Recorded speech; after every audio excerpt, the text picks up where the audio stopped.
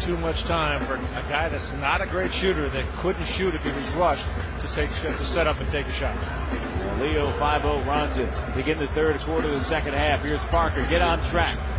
Here's Bosch, jumper, good. And so Bosch, who made his first 4 shots, has 13 points now, 6 of 14 shooting. 11-point game. Stuckey almost lost it. Prince triggers again. It's a 2. 7 of 9. 21 now for Tayshaun Prince. Careful gambling on screens. When a guy gets hot like Tayshaun Prince, you want to trail him out. If you go on the other side and try to get there, you're not going to get there in time. He's going to make the shot. Jose and Amir Johnson reaches in. And that is a foul on Amir Johnson. And this is earlier. I talked about trying to get a defensive spark. They had it right there, Leo. And when you're coming down right now, you can't slow up.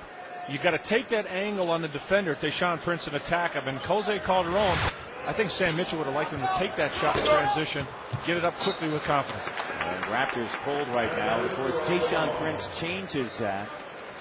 Because of his length and his ability to get it back, he is there each and every night. Prince is the only player in the NBA to appear in each of his team's regular season games over the last 5 seasons.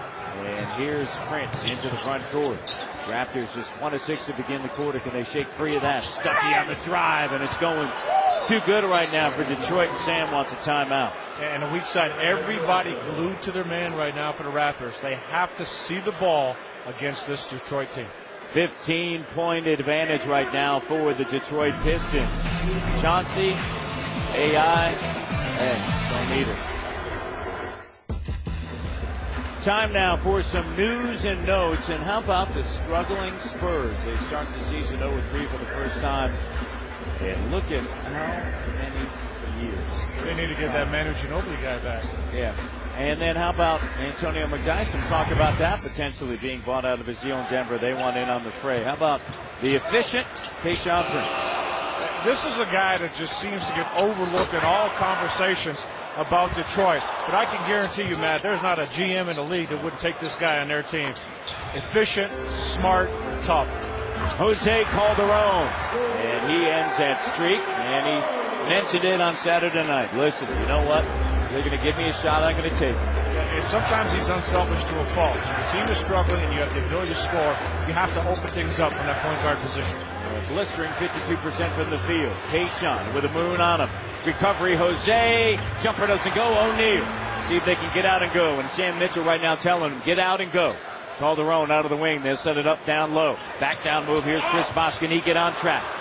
No call. Gets it back. No. It rolls away. And Wallace gives it.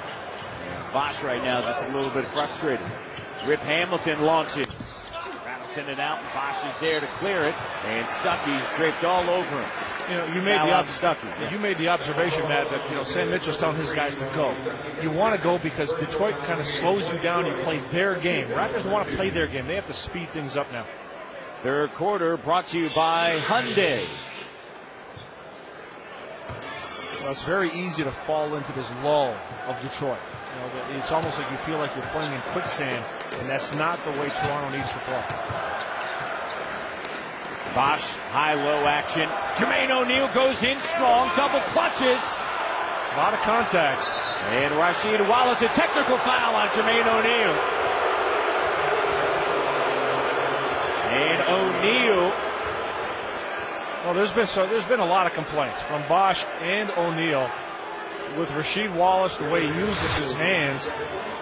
Get another look at exactly what happened. O'Neal comes in. And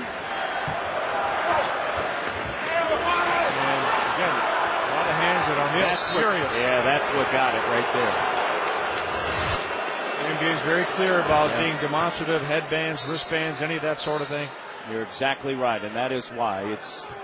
If he did not touch the headband, if he had just kind of threw his arms and ran away, they would have allowed for that. But because he went for the headband, that is why the technical, one of the main reasons why. Another piece to that, Rasheed Wallace comes away a little bit slowly from that. Yeah, it looked like he took an elbow possibly to the chest as O'Neal went up. But, Rasheed Wallace does a great job of annoying you. Yeah. Playing with his hands, pushing, talking, and what happens, so you start thinking about it. And that becomes a huge asset for the